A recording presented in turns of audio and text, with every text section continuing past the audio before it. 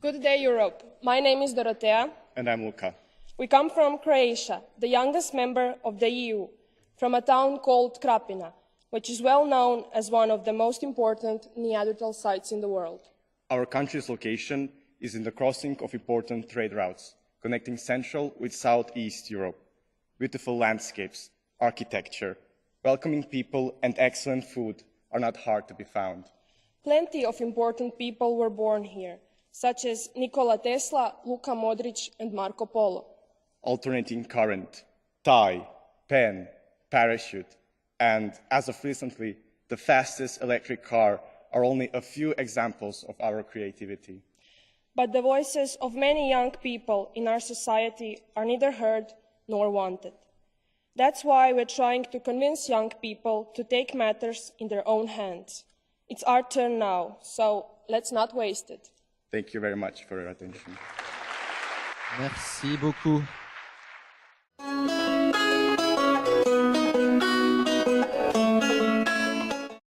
Good day, everyone. My name is Jan, and I come from Croatia, and I will be presenting the points our group has decided upon. So the first point was education. This includes showing people the consequences of their ignorance, and we would recommend doing this from a very young age, so teaching children in kindergarten and primary school that throwing trash without any consideration and just polluting the earth has serious consequences and is bad for people as a whole. This also includes maybe some public displays and commercials showing people that they cannot be so ignorant that everything has a price.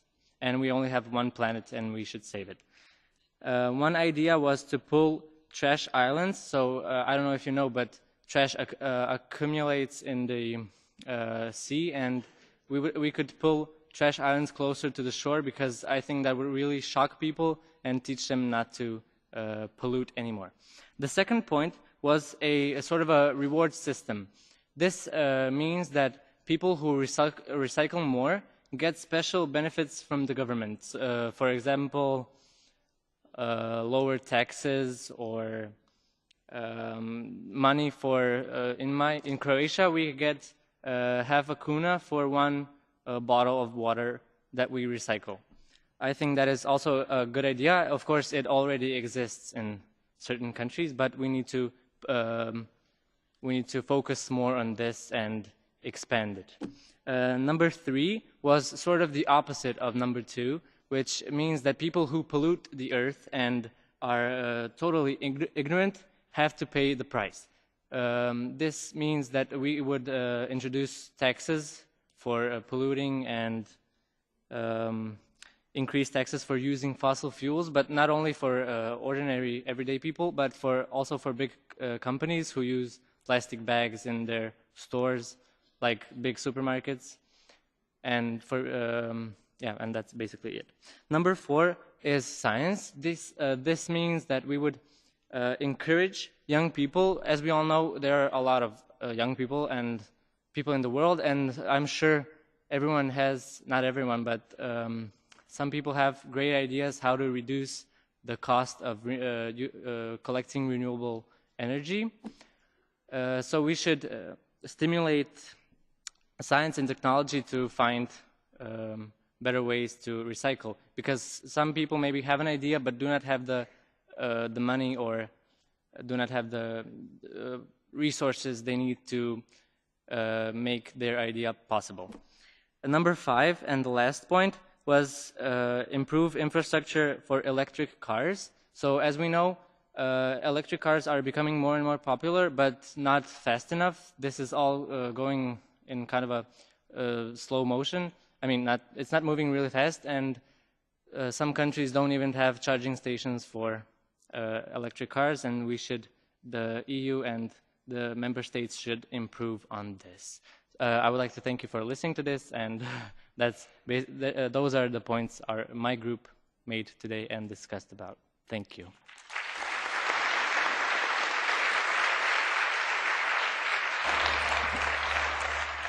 Merci Yann, merci. Thank you very much, Jan. Thank you, Tony. Well, there's a lot of food for thought there. 5 proposals, very interesting proposals in that report.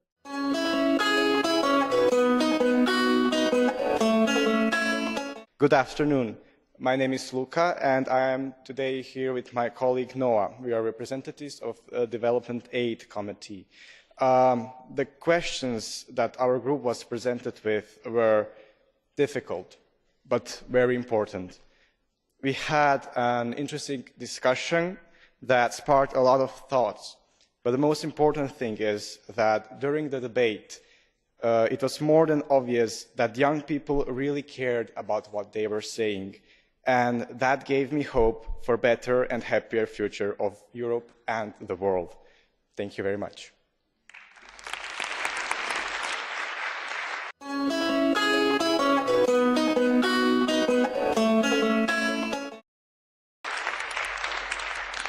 Thank you, Martin. So, as he said, I'm Jan and I come from Croatia. Our topic was the most abstract one, and it wasn't easy to debate it because people are saying stuff that are actually in the laws of the European Union. So at the end, we've came up with 6 topics. The first one, but the order of them doesn't have anything to do with the importance. So the first one was just Euro in the whole European Union. So they want the whole union to be also a monetary union. This is their decision. I'm not going to say anything. Then we were talking about education, because in many countries from us, like I think there is 22 countries, and let's say that 15 of them are not satisfied with their education systems.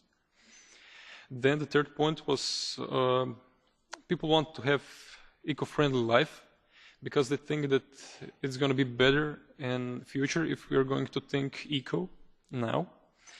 Then the fourth point was the increase of minimal wages in the, let's say, economically poor countries, because in certain countries, like let's say Croatia, the minimum wage isn't high enough to live with it.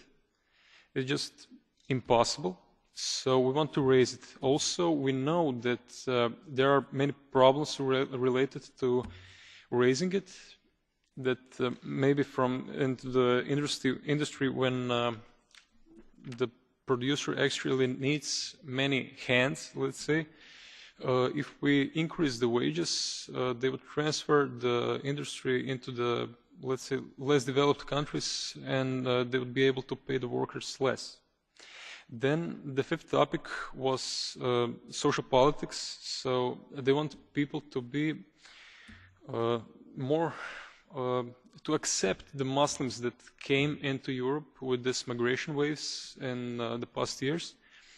So they think that there's no point in being, in thinking bad about them just because they are in other religion or something. They think that we should accept them the way they are, and they could perfectly create the Europe because it is multicultural. Then the last point was that actually the people in the European Union are not well informed about the work of the European Union. And with having an internet site about the things that the European Union did in its, let's say, 10 to 15 years past, I mean, they would know how good it was or wasn't for their country, and we wouldn't have stuff like Brexit going on. So that was about it. I'm glad. Merci. Merci. Thank you. Merci Martin, merci Yann.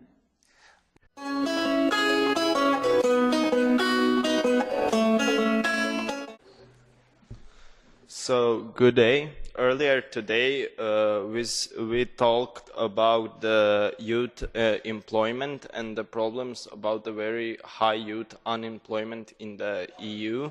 So, we have some solutions for that, and the youth unemployment today in the EU is around 5 million young people don't have the jobs or are not active in any further education.